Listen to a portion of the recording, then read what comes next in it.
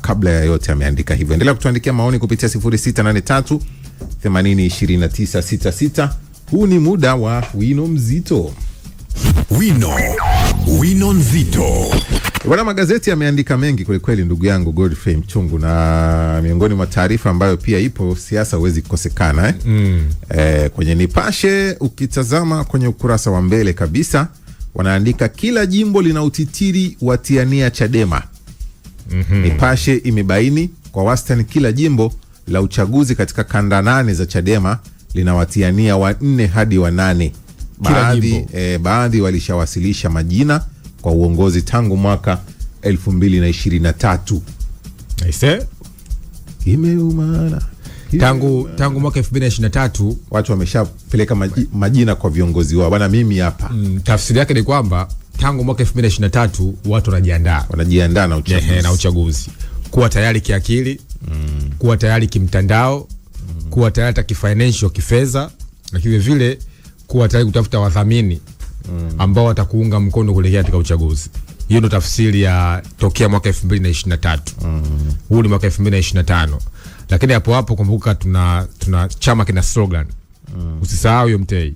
Yaani kuna watiania kutokana na ripoti katika hizo kanda 8, lakini bado chama kina nini kina slogan. Na nimeona kwa mfano au baadhi ya watu ambao wanataka hizo nafasi za kiuongozi of course za wabunge wameitwa na chama. Umeona kuzungumza nao. Niliona ile taarifa jana pia tulisoma hapa ya chama kimewaita wote wakae wajadili.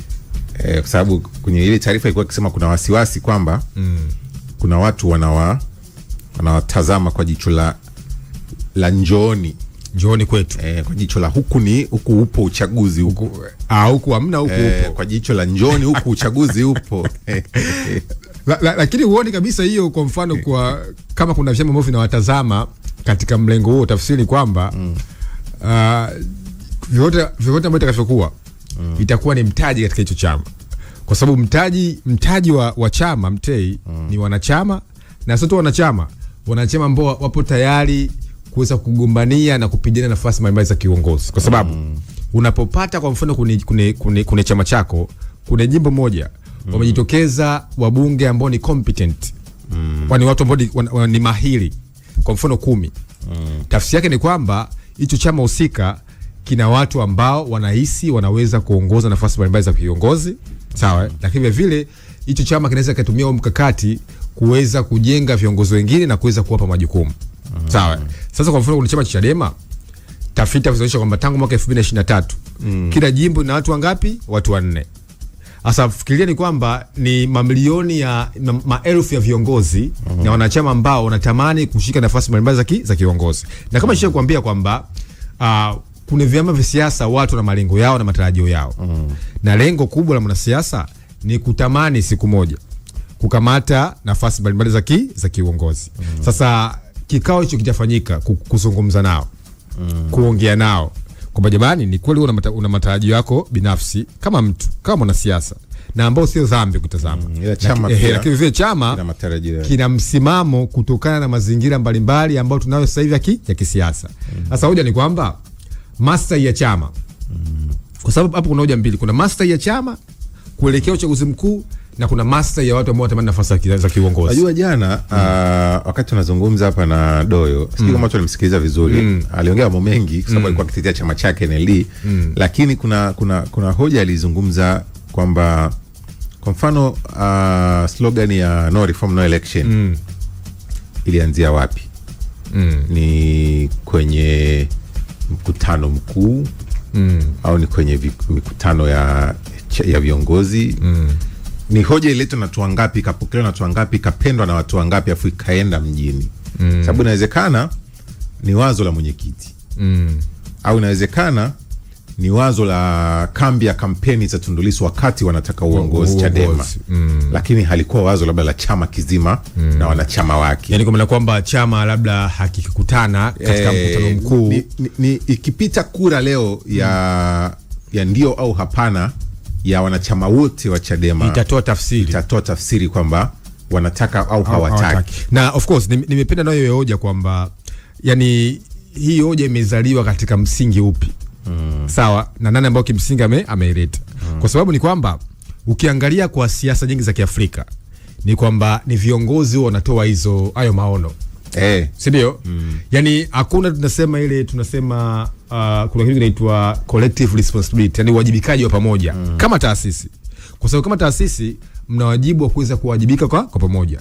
Kwa mkiwa mnatoka na kampeni, kwa mfano inakuwa ni kampeni ya kitaasisi, kampeni ya kichama. Sasa kwa mfano hiyo hoja ambayo anaijenga mgombea urais, ukitazama of course sio chama hicho, lakini kuna msingi kwamba tunapozeta hizi hoja vile vile ziwe ni hoja ambazo zinaweza kuungwa mkono na watu wengi, kama watu kuendelea kufikiri nafasi za kiongozi. Wakati wanajua sasa chama changu hakipo tena huko, maana yake kuna uungwaji mkono mdogo kwenye. Na nimemsikia Mheshimiwa Rais anasema, anatoa hoja kwamba kwa katiba jinsi ilivyo sasa hivi tu uchaguzi unaweza ukasogezwa mbele. Ndio wapinzani wake wanazungumza kwamba tumebakisha miezi 6. Yani miezi 6 Mtei ni watu kujiandaa kwa uchaguzi, kuvunja bunge, tume ya taifa itoe utaratibu, sawa, watu wengi kwenye uchaguzi. Lakini hoja ambayo anaitoa Tundu Lissu ni kwamba tunaweza kupeleka uchaguzi mbele. Lakini fikiria ndani ya hiyo hoja, ndani ya chama chake kuna watu washaanza kutia nia tangu mwaka 2023 washaanza kuonyesha maono, wakati yeye atajawa kiongozi. Kiongozi hicho kipindiko ni mheshimiwa Mbowe. Sawa.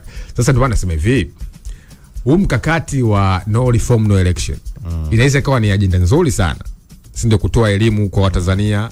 Na nimeona kwa mfano mwenyekiti na makamu wamekuwa wakigawana hizo ajenda, kwamba kuna mmoja anazungumza katika muktadha mzima wa kisheria kuonyesha udhaifu wa kisheria kuelekea uchaguzi, na kuna mwingine ukimtazama makamu wake Heche anazungumza katika mtazamo wa kuonyesha namna gani sisi kama nchi tunatakiwa tuende mbali zaidi. Lakini ajenda yao kubwa inakuwa ni hiyo, wanakutana kwenye no reform no election. Lakini kutazama Mtei, ujenzi wa hoja za kisiasa lazima uweze kuzingatia mazingira ya wakati husika na muda wa wakati husika. Hivi ndio vitu ambavyo vinaweza kuamua falsafa, mitazamo na fikra za taasisi kuelekea kulipigania jambo fulani. Kwa maana kwamba mkiangalia katika muda ambao tunaweza kufanikisha hiyo ajenda yetu. Yani katika muda ambao tunao, kwa sababu inaweza kawa ni ajenda ambao ni njema, si ndio? Mnatetea mabadiliko ya kiuchaguzi, mabadiliko ya kimfumo, ukitazama na kufanya unajua kufikia lengo. Sawa, ukisoma historia ya mapambano ya kidemokrasia, ukisoma kwa mfano hizi tunasema hizi civil right movement kwa mfano, ukiangalia kwa mfano hizi workers association, ukitazama hizi masuala ya black movement kule Marekani, ni kweli kususia ni mojawapo ya njia kuweza kushindikiza, kuweza kufikia au kupigania kile ambacho unachokitaka. Unaita boycott wazungu. Sawa. Sasa ukifanya boycott vile vile unapeleka ujumbe kwa mamlaka. Umeelewa? Unapeleka mjumbe kwa mamlaka. Lakini vile kwa chama cha siasa, ili kiweze kufanikisha ajenda yake, inahitaji kuweza kuungwa mkono na wananchi. Sawa? Kwa sababu wananchi wao ndio wanaenda kutoa tafsiri na wanaenda kutoa matarajio ina namna gani hii ajenda ya chama au ya kitaasisi inaweza kufanikiwa. Sijui nilikuwa nimeanza kuelewa sana kwa nini ACT ukiwauliza kuhusu mnashiriki au mshiriki hawasemi. Wamekaa kimya. Yani ACT wao wanaamini mambo hayako sawa, lakini ukiwauliza vipi? Nyie mpo hawa wametulia. Wapo passive. Ukifuatilia unagundua wameshatangaza mchakato wao wa kutangazania ndani ya chama. Lakini ukiwauliza huu mchakato unaendaje? Mnashiriki au mshiriki? Sema tulia. Tutazungumza. Yani wanakwepa haya kuanza kukimbiana. Sasa na ukiwauliza pia hata ukasikiliza Chadema wakiulizwa vizuri kwamba tuambieni mnasimamishaje uchaguzi kwa mazingira yapi? Yani hebu tupeni huo mpango mkakati, ili na sisi wagombea labda tuone, tuseme kweli jamani, chama chetu kwa mpango huu kweli hakuna uchaguzi. Na Mtei, unapoweka malengo yoyote na mpango mkakati wa taasisi, kuna kitu kinaitwa, je, huo mpango ni realistic? Yani una uhalisia kwa mazingira ya sasa. Kwa mfano tazama, umejenga hoja nzuri hapo kwamba ACT kwamba wao wamekuwa hapo passive. Yani wanasema. Na katika mazingira mengi ukitazama ya kisiasa kwa ACT, kwa chama chao, wamekuwa hawasusi lakini wamekuwa wakija na matamko au na hoja ambazo za kuonyesha suluhisho au suluhu la kitu fulani. Kwa mfano tazama, kuna kikosi kazi wametangaza kwamba sasa hivi mambo ya kukaa mezani wameacha. Tazama kwa mfano kikosi kazi. Na hii ni muhimu, ni kwamba mnapoweka mkakati wa chama, tactics kwa maana kwamba mbinu na operation kulifikia hilo jambo huwa zinabadilika, kwa sababu lengo linaweza likawa ni moja, lakini mchakato kuweza kufikia ile lengo unaweza kubadilika. Ndio kwa maana kwamba unaweza ukakaa kwenye meza mazungumzo, kufanya hizo negotiation, kufanya makubaliano, unaweza ukajitoa sometimes, unaweza ukasusia, unaweza ukaanzisha hizo movement. Zote ni njia ambazo ukitazama wanasiasa, wanaharakati wamekuwa wakizitumia. Lakini hoja ya msingi ni kwamba ukizingatia dhana nzima ya falsafa ya wakati na mahali, malengo ambayo kimsingi unaweka, je, yanakuwa ni realistic, yana uhalisia? Sasa kwa mfano ukisoma kwenye hii taarifa ya Nipashe, wamemnukuu Jackson Mnyawami ambaye ni katibu wa Chadema kanda ya Serengeti ambayo ina mikoa ya Mtwara, Shinyanga na Simiu. Anasema ni kweli kabla ya chama chetu kuja na uamuzi huu, wengi sana walikuwa wameshaanza kutia nia. Kwa mfano katika kanda yangu ya Serengeti tuna majimbo 23, kote huko kulikuwa na watiania kuanzia 4 na kuendelea katika nafasi ya ubunge pekee. Lakini 95% wamekubaliana msimamo wa chama wa sasa. Wamekubalia Serengeti ndio. Sasa katika maeneo mengine ndo hatujui. Lakini katibu wa kanda Victoria inayounda mikoa ya Mwanza, Geita na Kagera, Zakaria Obari alisema wana majimbo 27 na kila jimbo tali linawatiania zaidi ya 4. Kote ni zaidi ya 4. Sasa hapa nguvu iliyopo sasa hivi, kazi iliyopo kwa Chadema ni kushawishi. Na unajua wewe uliuwaza ubunge mwaka 2023, achana nao. Na unajua Mtei, na achana nao afu ubaki ndani ya chama. Unajua Mheshimiwa Rais ameingia kwenye kipindi ambapo ni very critical kitazama. Yaani ameshinda nafasi ya mwenyekiti kwenye kipindi ambacho chama kinatakiwa kielekee katika uchaguzi. Hilo la kwanza. Lakini ana jukumu kama kiongozi, hiyo ni muhimu, kuhakikisha kwamba anaweza kuichukua taasisi alipoishia na kuipeleka mbele zaidi, kwa sababu ujenzi wa taasisi tangu kuanzishwa, kwa mfano ukiangalia historia ya Chadema tangu imeanzishwa miaka 90, kuna vuguvugu la mabadiliko ya vyama vingi. Sawa, mwaka 92, mwaka 93 kuna watu walichukua hicho chama walikijenga, wakina Mzee Mtei, si ndio? Wakaja wakina Mheshimiwa Mbowe, wakajenga rasilimali watu, wakajenga taswira ya chama, si ndio? Chama kikapita mabadiliko mbalimbali ya kisiasa na kiongozi katika awamu zote tangu mwaka 92, si ndio? Kwa hiyo yeye anaingia kwenye kipindi ambacho anahitaji kukifusha chama katika uchaguzi mkuu moja, lakini vile ana jukumu kama kiongozi kuonyesha namna gani anaweza kuibua talent za viongozi wengine, kwa sababu tunaupima uongozi uliopo kwa uongozi uliopita. Yaani uongozi, yani si taasisi Mtei, uongozi uliopo tunaupima kwa uongozi uliopita.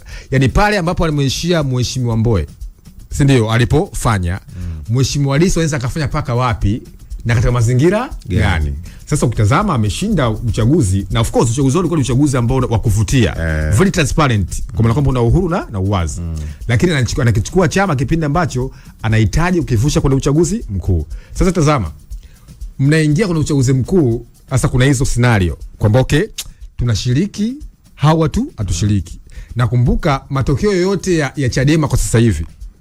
Yaani Chadema itakuwa baada ya mwaka 2025. Hatutamtazama mtu mwingine yote, tutamtazama nani? Mheshimiwa Lissu ambaye yeye ndio kiongozi wa hiyo taasisi husika. Sawa bana, hiyo ni taarifa kutoka kwenye Nipashe na utitiri huo watiania Chadema. Tutaendelea kufuatilia na kujua nini ambacho kinaendelea. Taarifa ilikuwa ikisema kwamba wameitwa baadhi ya watu ambao wameshatiania, wakaelezwa sasa kwamba mkakati wa chama upoje, waweze kugairisha hayo ambayo walikuwa wakiyafikiria. Sasa taarifa nyingine pia kwenye siasa, wasomi kwenye Nipashe wanasema majimbo mapya ni mzigo kwa wananchi. Lakini pia kwenye Mwananchi wanasema vuguvugu mapendekezo ya kugawa majimbo, kilio cha maumivu, wananchi wapingana na mapendekezo ya kamati za RCC, walalamikia kuongezeka kwa gharama, wasema wingi wa wabunge si maendeleo. Sasa hapo wameweka kilio cha wananchi ni kuwa kuongeza majimbo kutaongeza gharama za uendeshaji wa shughuli za bunge, wakati jamii bado inahitaji kupata huduma bora. Wanachotaka wananchi ni wanapendekeza bajeti kwa ajili ya kuongeza wabunge zipelekwe kupunguza kero na kuongeza ufanisi kwenye miradi ya barabara, upatikanaji wa maji safi na salama, afya na elimu hasa ya ufundi. Jana nilikuuliza ukishaongeza wabunge maana yake si ndio umeongeza matumizi? Ukishaongeza wabunge tafsiri yake ni kwamba umeongeza budget. Ukishaongeza majimbo tu tayari umeongeza matumizi ya serikali. Na unajua wengi nimekuwa kufanya kifuatilia mjadala, wengi wanazungumza tija. Yani hoja kwa mfano ya kuongeza wabunge, kwa sababu hii hoja Mtei ya kuongeza wabunge huwa inafanyika kila baada ya miaka 10. Ndio. Ni tathmini. Kila baada ya miaka 10 tume imepewa haki ya kisheria na kikatiba. Sawa? Kuongeza majimbo fulani na hata kuyabadilisha majina. Sawa? Nilikuwa nafuatilia kwa mfano mwaka 2015 yaliongezwa baadhi ya majimbo kama 25 26 katika uchaguzi mkuu. Na hoja ambazo kimsingi zinatajwa ambazo zinaweza zikatumika kuongeza majimbo ni hizo hoja za kijiografia, sababu za kijiografia, hali za kiuchumi, idadi ya watu, kuingiliana kiutawala kati ya majimbo na majimbo. Unakuta jimbo moja lipo Ilala kama vile nataka kuingia paka Temeke ukitazama. Sasa hoja za wadau wengi wa kisiasa imekuwa ni kuangalia tija ya kuongezeka kwa wabunge. Yaani kwa mfano wabunge ambao tulianza nao mwaka 92 katika mfumo wa vyama vingi, si ndio? Miaka 10 maana yake ni kwamba 93 tukafanya uchaguzi mkuu, mwaka 2015 mwaka 2005 ilikuwa miaka 10. Si ndio? 2015 ilikuwa miaka 10. Je, hoja za kuongeza idadi ya wabunge bungeni ilileta matokeo gani? Sawa kwa wananchi, kwa sababu ni kweli kuna baadhi ya maeneo majimbo ni makubwa zaidi. Mbeya mjini, sawa, kama mfano kama Kawe, Ukonga ni majimbo makubwa zaidi. Na kumbuka mbunge ana wajibu wa kufuatilia utekelezaji wa ahadi ambao kimsingi aliziahidi kutokana na chama chake, lakini vile kufuatilia utekelezaji wa majukumu ya serikali katika jimbo husika. Sasa imeonekana kabisa kwamba kuna maeneo ambayo watu ni wengi. Mbagala kwa mfano kuna watu zaidi ambao kuna wapiga kura kwa mfano. Uchaguzi mwaka 2020 zaidi ya 1,500,000. Mbunge mmoja anaweza hivi kufuatilia katika kila kata na maendeleo katika jimbo husika. Of course kuna madiwani, lakini kama yeye ndiye kiongozi wa jimbo husika. Sasa ukitazama watu ambao wanatoa hoja za gharama, sawa, wana hoja za msingi kwa sababu hizi ni kodi za wananchi. Hiyo la kwanza. Lakini ukiangalia kuna case studies za mataifa mengine wanafanyaje? Kwa mfano Mtei, kwa mfano nchi kama Ujerumani, chama kinapata idadi ya wabunge kutokana na idadi ya kura ambayo wamezipata kwenye uchaguzi mkuu. Yaani kwa mfano chama kikipata 30% kitapata idadi ya wabunge sawa wa 30% katika bunge zima. Chama kikipata 80% sawa kitapata idadi sawa ya wabunge ya 80% za kura husika. Lakini kwa nchi kwa mfano Marekani, ukiangalia bunge lao la Senate, idadi ya wabunge kuna wale tunasema representative wanapatikana kutokana na idadi ya watu katika jimbo katika Senate husika. Yaani kwa mfano kuna majimbo ambayo yana watu wengi kuliko majimbo mengine. Kwa majimbo ambayo yana watu wengi yanapata fursa ya kuchagua wawakilishi wengi kune Senate. Sasa ni kweli kwamba baadhi ya maeneo hapa Tanzania yapo scattered. Yaani kuna maeneo yana watu wengi, mengine yana watu wachache.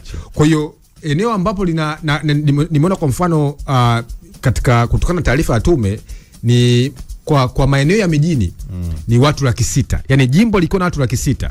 Jimbo hili linaweza likagawanywa. Sawa? Kwa vijijini jimbo likiwa na watu 400,000 inatakiwa kugawanywa. Lakini hizo hoja za mwingiliano wa kiutawala, kijiografia na hali za kiuchumi.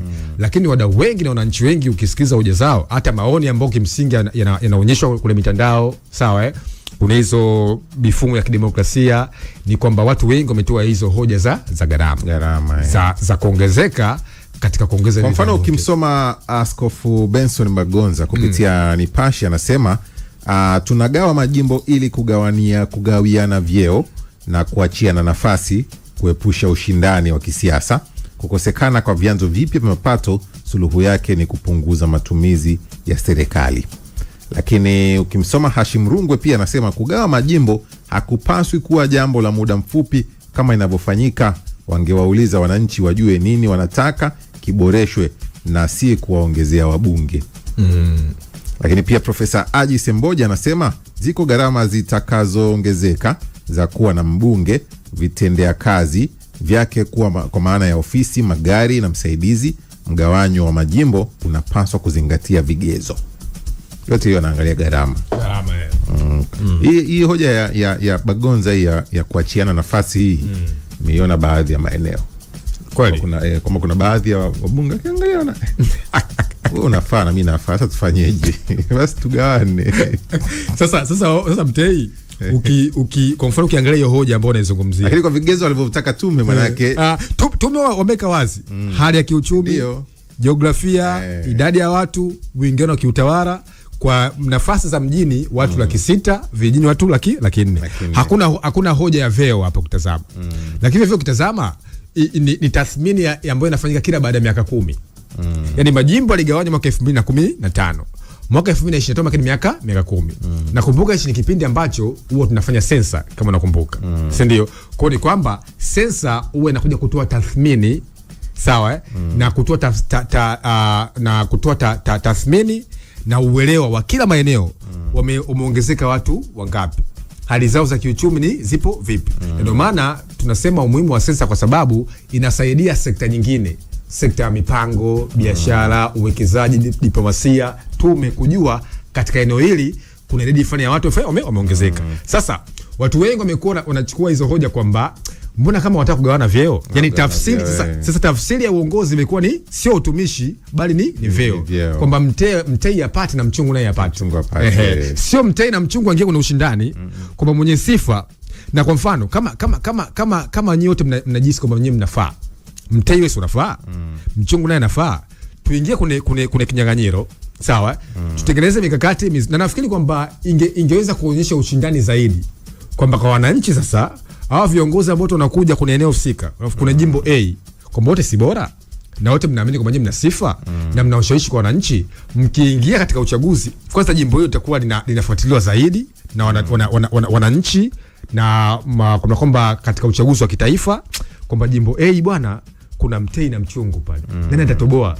Nani atapita? Sio? Sasa ni kwamba kama wewe Mtei unahisi kwamba uende tutanue goli liwe kubwa, si ndio? Kwamba wewe upate upande A, mimi nipate upande B. Tafsiri yake ni kwamba tuweza vivyo tukaondoa ushindani ambao tunasema demokrasia nayo inahusisha ushindani, kuweza kutafuta viongozi bora.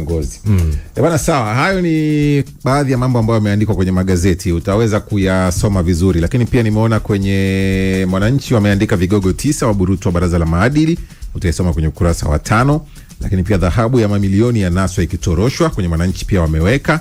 Lakini pia kwenye Habari Leo wameandika mashirika ya umma kwenda kimataifa yaagizwa kujiunga masoko ya hisa, mikakati ya faida. Unaweza kusoma pia kwenye ukurasa wa 3 wa gazeti la Habari Leo. Vigogo wa China watua kwa ulega wajitetea, unaweza pia ukaisoma kwenye Habari Leo. Watatu mbaroni utoroshaji dhahabu, nimekwisha isoma, ya shilingi milioni 750. Lakini pia kwenye Uhuru wameandika madaktari bingwa nchini wataja sababu nzito 11, unaisoma hiyo pia kwenye Uhuru. Lakini pia Dr. Mpango mgeni rasmi uzinduzi mbio za Mwenge, utaisoma huko kwenye ukurasa wa 5 wa Uhuru. Lakini pia Rais Mwinyi afichua siri ukuaji wa uchumi, utaisoma pia kwenye ukurasa wa 3 wa gazeti la Uhuru. Mkuu wa shule matatani tuhuma za kuua, utaisoma pia huko kwenye Habari Leo. Lakini pia serikali kupanga utaratibu ununuzi wa hisa kimataifa, Majaliwa atoa maagizo afya, TANESCO yaweka hadharani mafanikio ya miaka 4.